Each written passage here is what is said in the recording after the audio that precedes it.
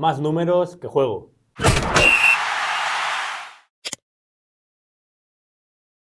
Bienvenidos un día más, bienvenidos a Punto Regional. En este caso vamos a hablar de ese partido del Real Murcia frente al Sanluqueño y de esos datos que le pueden llegar a los rivales, a los posibles rivales del Real Murcia en un playoff, que tal vez puedan llegar a meterle miedo, pero que a lo mejor a la gente que lo ha seguido durante la temporada no le mete tanto miedo, sino que les preocupa un poco más también, sobre todo el Sí, juego.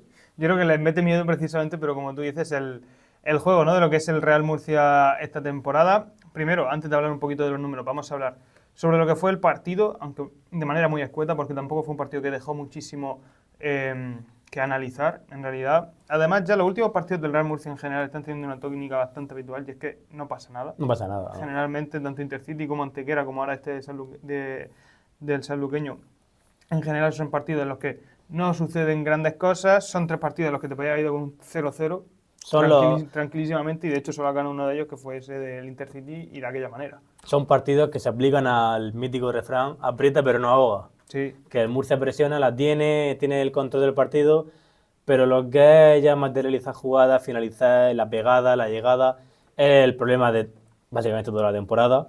Y en este partido pues fue más de lo mismo, vimos como un Flacu era suplente por problemas en el... bueno, problemas físicos realmente, sí. entraba Alcaina de titular de nuevo de inicio, él solo en punta, que es cierto que las últimas veces que hemos visto a Alcaina en punta solo ha sido sustituido bastante pronto, entonces es como que quiere que funcione, pero no le termina de convencer una vez en el campo. Vimos a Pedro León por la derecha y un Pedro Benito relegado a la izquierda.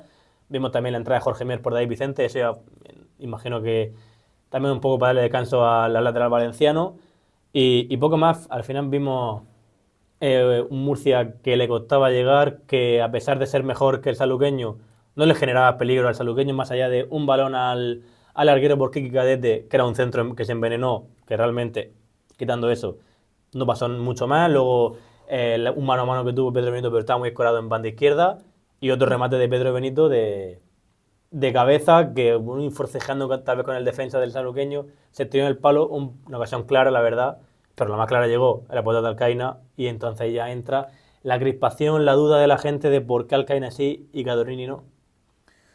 Bueno, yo creo que también son futbolistas relativamente diferentes. Creo que Alcaina está mucho más acostumbrado a jugar en España. Al final yo creo que eso también pasa un poquito de factura. Yo creo que Fran Fernández hay algo que no le termina de convencer de lo que ve en Cadorini.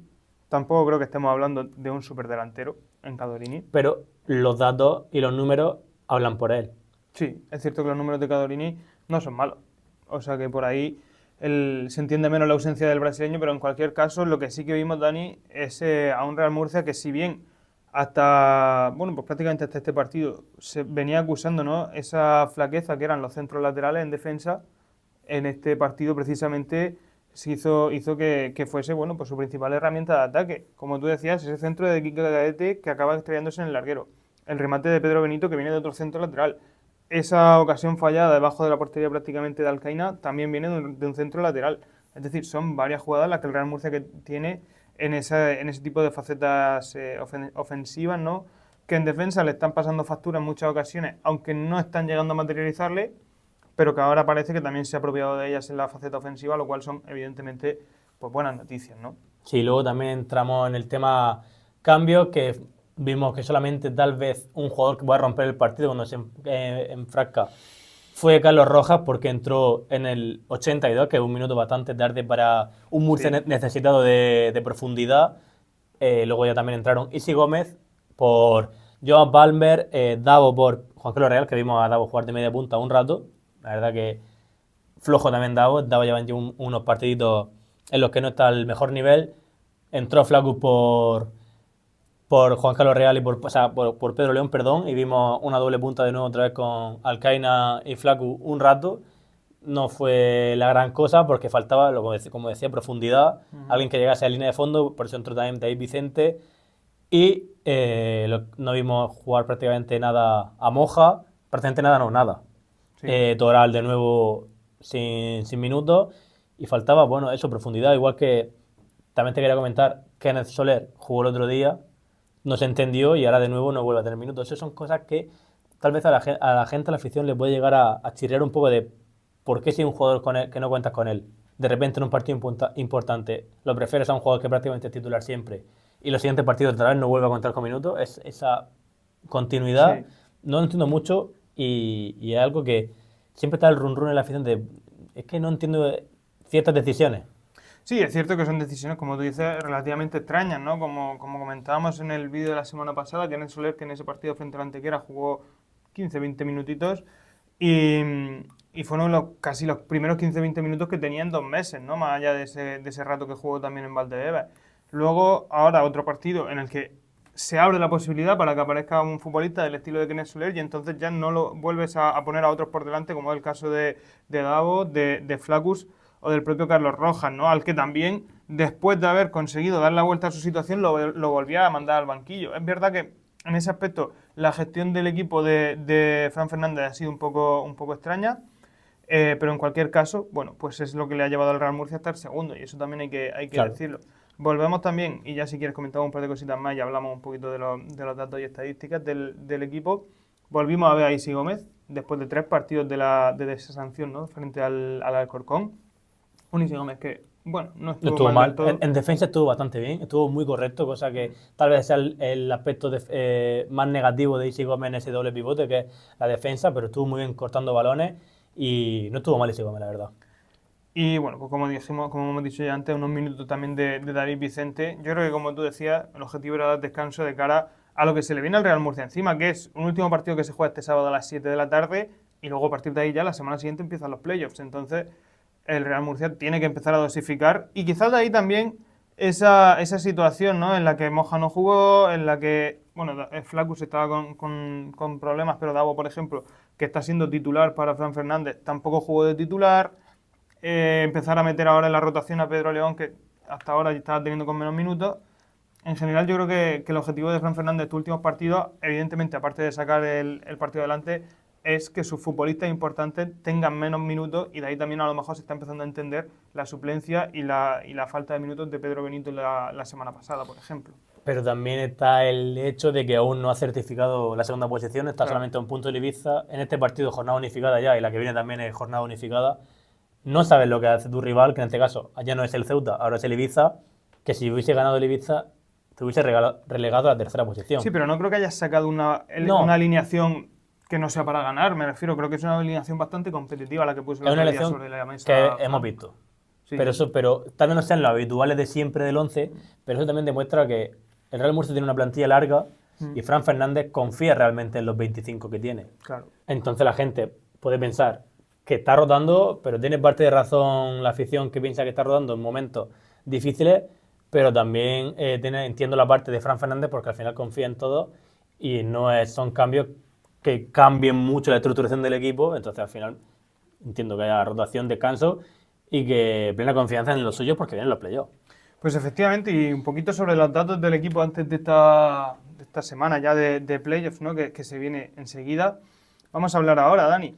Son ahora mismo 10 partidos consecutivos los que lleva el Real Murcia. Bueno, un partido perdido en esos 10, perdón. Como digo, solo ha perdido un partido en los últimos 10, lo cual son datos que prácticamente no hay ningún equipo que tenga en la categoría. El Ceuta, evidentemente sí, pero porque Claro. el récord del Ceuta es prácticamente, yo creo que es ya récord histórico de la competición, si no me equivoco, adelantó hace tiempo ya al Depor y al Racing. Entonces, bueno, como digo, es un equipo serio el Real Murcia, por mucho que se hable de complicaciones en el juego, por mucho que se hable de que el juego del Real Murcia no es brillante, es un equipo que ha perdido tan solo un partido en los últimos 10, que ha encajado tan solo 4 goles en esos últimos 10, pero que eso sí, Dani, también hay que decirlo, ha metido 11 goles en 10 partidos, lo cual son cifras que dejan un pelín, ¿no?, que desear.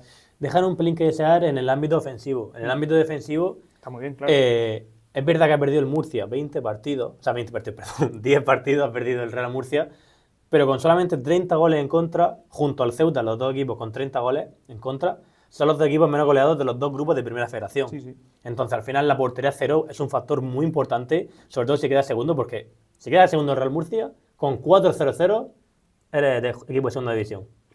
Eso es así, o sea, el Real Murcia al final tiene que estos playoffs basarse en su defensa, basarse en lo que pueda hacer atrás y a partir de ahí intentar conseguir pues marcar el goles, ¿no? Pero como yo estoy de acuerdo contigo en que tiene que depender de su defensa principalmente, y al final es también lo que le ha sucedido a lo largo de toda la temporada. Es uno de los equipos que más partidos ha ganado también de la categoría, si no me equivoco, lleva 17 victorias, que son pues prácticamente, le coloca como el tercer equipo con más victorias de la categoría, por detrás del Ponferrada y la Cultural Leonesa, que son los dos equipos que están ahora mismo peleando por el primer puesto en el grupo 1. 17 victorias tiene, por ejemplo, también el Ceuta.